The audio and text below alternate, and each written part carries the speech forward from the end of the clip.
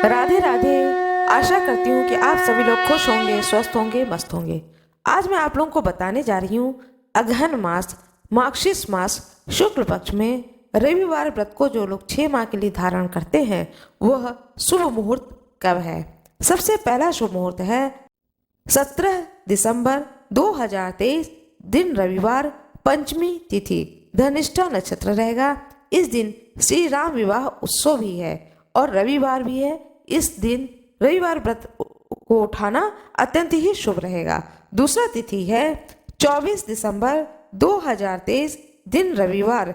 इस दिन त्रयोदशी तिथि रहेगा, प्रदोष व्रत भी रहेगा। इस दिन भी व्रत रविवार का उठाया जा सकता है। अब मैं आप लोगों को बताने जा रही हूँ कि कोई भी व्रत आप करें, बृहस्पति व्रत करें, शुक्र व्रत करें, मंगल व्रत करें, कोई भी व्रत करें तो कोशिश करना चाहिए कि शुक्ल पक्ष से आरंभ करें। और यह जो व्रत मैं आप लोगों को बताने जा रही हूँ यह 6 मासी होता है। यह पूर्वांचल में अत्यधिक प्रसिद्ध यह व्रत होता है कि 6 महीने के लिए अगहन या मार्गशीर्ष शुक्ल पक्ष से आरंभ किया जाता है और बैसाख शुक्ल पक्ष में इसको बिठा दिया जाता है। इन 6 महीने के दिनों में हर रविवार व्रत को किया जाता है। बहुत ही सिंपल सा एक विधान मैं आप लोगों को बताने जा रही हूँ पूजा का, जो कि मेरे घर में किया जाता है। वह विधान मैं आप लोगों को बताने जा रही हूँ। जरूरी नहीं है कि आप इस विधान से पूजा करें, आपके घर में जो भी विधान होता हो आप उसी विधान से पूजा को करें। सबसे पहले मैं आपको एक चीज बताना चाहती हूँ। रविवार का जो व्रत होता है, सूर्यवान का जो व्रत होता है, उसमें झूठ खकार ये सब चीजें बहुत मानी जाती हैं। इसलिए इन व्रतों को करने से पहले इन सावधानियों पर, इन बातों का ध्यान रखना चाहिए।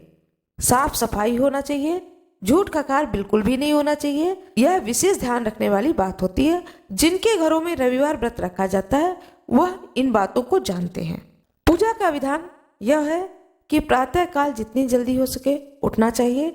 उठने के बाद में जिस जगह पूजा करना है उस स्थान को बहुत ही साफ बर्तन से पानी डाल करके उस जगह को धुल लेना चाहिए। उसके बाद में जो पूजा के बर्तन आप इस्तेमाल करेंगे उन्हें बहुत अच्छे से धुलना चाहिए।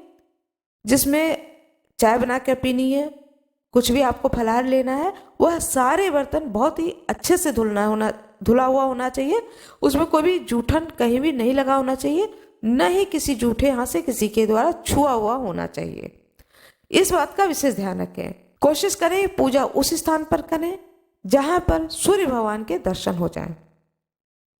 फूल का या पीतल का कोई कटोरा हो, कोई थाली हो, इस ऐसे बर्तन का प्रयोग किया जाता है। जो फूल की थाली होती है या कटोरा होता है, पीतल का हो तो भी चलता है।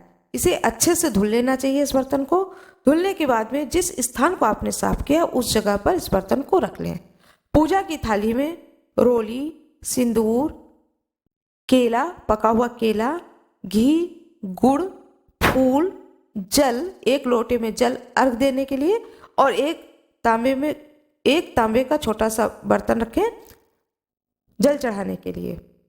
इस तरह से दिया, धूपबत्ती, माचिस, ये सारी चीजें अपने थाली में रख लें। पहली बार जब व्रत लोग उठाते हैं तो गुड़ का खीर बनाते हैं जिसका कि भोग लगाया जाता है पहले दिन व्रत उठाने पर, और जब आखिरी व्रत बिठाते हैं तब गुड़ का खीर बनाया जाता है।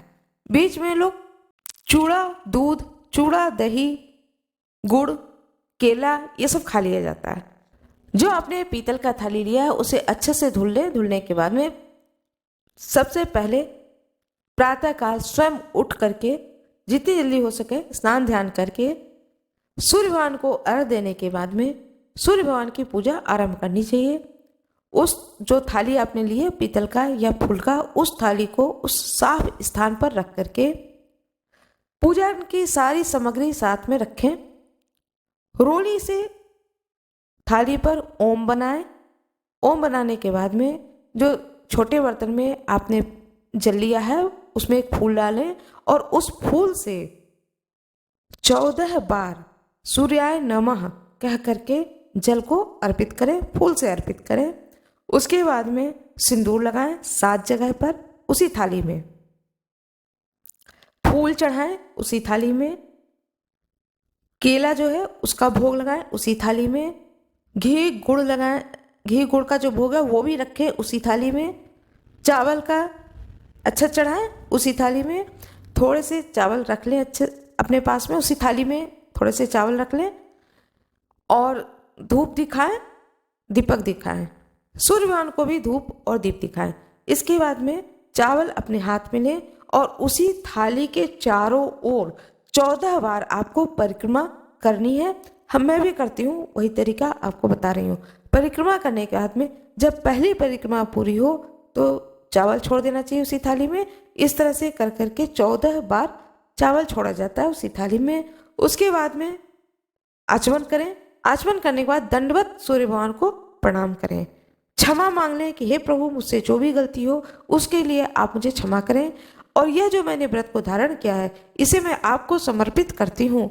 मुझसे कुछ भी गलती हो जाए तो उसे आप माफ करना।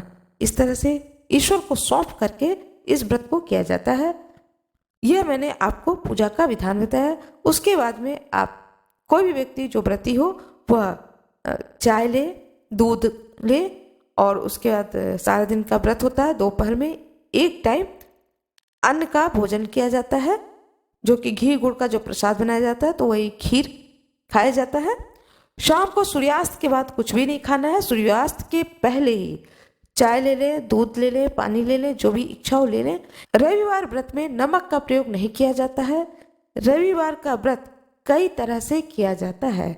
अलोना व्रत किया जाता है जिसमें कि 2-3 बार अन्न खाए जाते हैं।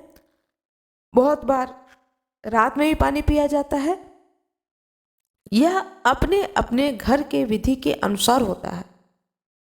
वैसे ज़्यादातर ये जो 6 माह का सूर्य भगवान का व्रत होता है इसमें सूर्यास्त के बाद पानी नहीं पिया जाता है।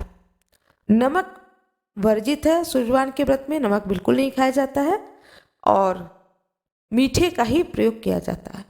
सूर्योदय से लेकर के सूर्यास्त तक यह व्रत धारण किया जाता है। सूर्यास्त के बाद कुछ भी नहीं लेना है। रात में कुछ भी जल पानी कुछ भी नहीं ग्रहण करना। दूसरे दिन सुबह प्रातः काल उठ करके स्नान ध्यान करके सूर्य भगवान को जल दे करके उसके बाद में चाय और दूध और पानी लेकर के व्रत का पालना किया जाता है। यह मैंने पूरा विधान आप लोगों को अपने वीडियो के द्वारा बताया है। यदि कुछ त्रुटि हुई हो तो उसे क्षमा करिएगा। जितना विधान मैं जानती थी वह सारा विधान मैंने आप लोगों को बताया है। यदि यह वीडियो आप लोगों को अच्छी लगे तो कृपया वीडियो को लाइक जरूर करिएगा, चैनल को सब्सक्राइब करिएगा, बेल आइकन अवश्य दबाइएगा। आप सभी लोगों का बहुत बहुत धन्यवाद। सूर्य नारायण भगवान की जय हो। सूर्य नारायण भगवान की जय हो। सूर्य नारायण भगवान की जय हो।